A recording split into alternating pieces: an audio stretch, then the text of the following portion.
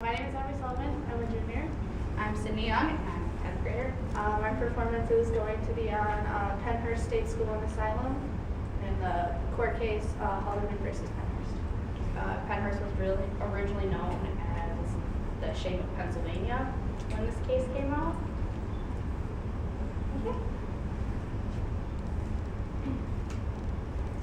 In the early 1900s, developmentally disabled people were exploited to the rest of society and were sent to mental institutions. The mentally disabled were treated poorly and were abused in the places they were put. When Pennhurst opened in 1908, problems were happening behind doors that went unnoticed until an expose was released revealing the inner horrors at Pennhurst. Pennhurst was in a huge lawsuit, which then led for them to be closed. I'm one of the many lawyers on the Sullivan versus Pennhurst case. The case had many different angles we could have looked at, but Ms. Sullivan was very concerned on when Terry told her about how she was being treated and told us how the conditions were. My name is Terry Lee Haldeman. I was a patient at Pennhurst for many years. People like me at the time were treated extremely poorly back in the 1900s. We were exploited to our communities and sent away to these terrible institutions. Like I said, I lived at Pennhurst for many years. The conditions were terrible for our living standards. And yes, we are mentally disabled people, but we have rights like anybody else. With the overcrowding and the ratio of nurses to patients, the conditions violated Developmentally Disabled Assistance Act. We then were aware of the doctors injecting large amounts of insulin into the patients to calm down their outbreaks. It was a terrible sight to see. There was one patient who stole a bottle of medicine and consumed it, and they died the next day. What are we to do with that information? The doctors clearly didn't have the medical supplies locked away like they should have.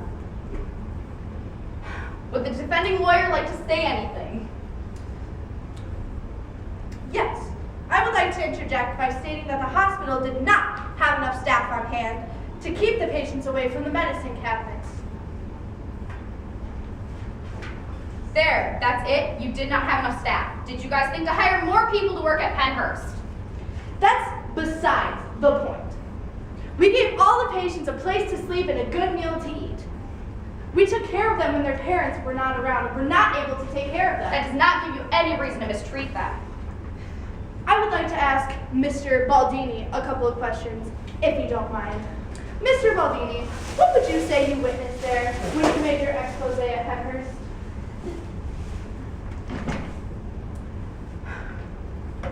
Yes, I'm Bill Baldini, the man behind Suffer the Little Children. What I witnessed during the making of my expose was horrid.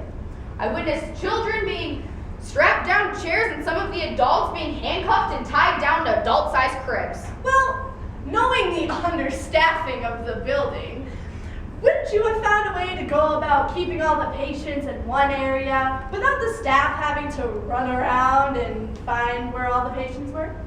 I would have at least made it more space for the patients involved at Pennhurst, not just putting the children with an IQ of 69 or lower into one room, which was room Q2. But Pennhurst is so understaffed and not getting enough funding from the state. With all the buildings they have already, how are they supposed to create more in order for that to happen? I mean, they could only afford $5 for the wards, and $4.25 went to administrators, which only left 75 cents for the patients. That's it. You only spent 75 cents on your patients daily. Zoos spend more than Pennhurst does. We are not a zoo. We do not treat animals. We treat humans. The zoo has daily income. We do not. They have money to spend. We do not. If you weren't overcrowded, you had no problem with money. Stop. You're probably wondering why Pennhurst is so overcrowded. We may have some missing details here and there.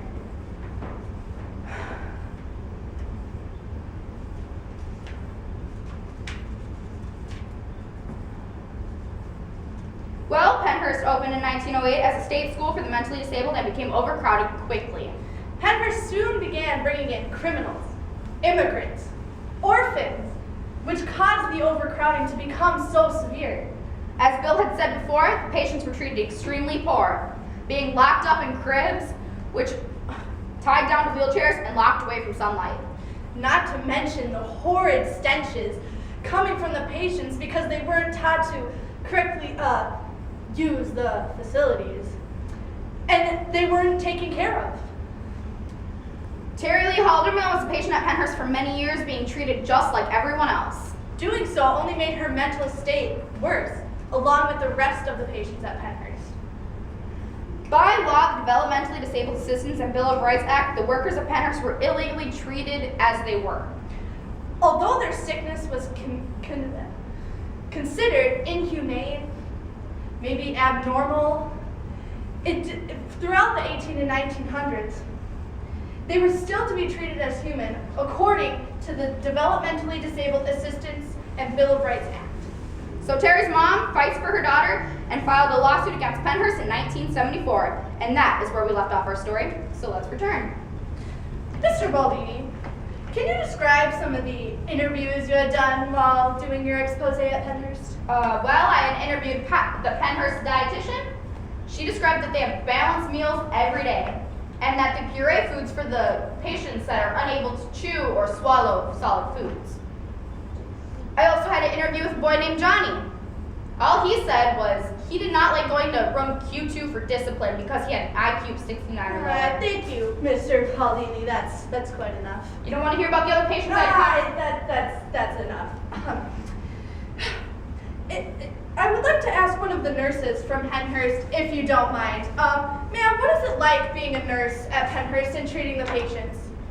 Well, it's overcrowded, and there aren't many doctors or nurses for the ratio of the patients, and we do our best to keep the patients out of as many rooms as we can, but that doesn't justify for them getting into the medical cabinets. And what about the extracurricular activities that we have, or the curricular events to help the patients? That just works on their coordination and expands their brain activity.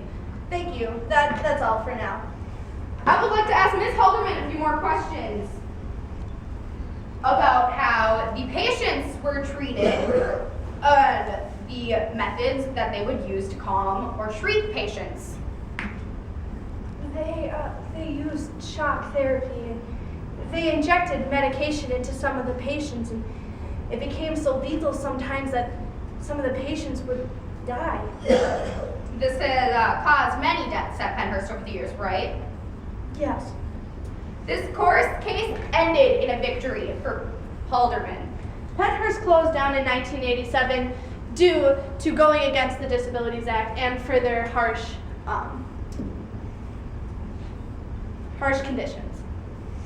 This Pennhurst is now, sadly, disgracefully, being used as a haunted attraction. Pennhurst is now known as the shame of Pennsylvania. Thank you. Thank you.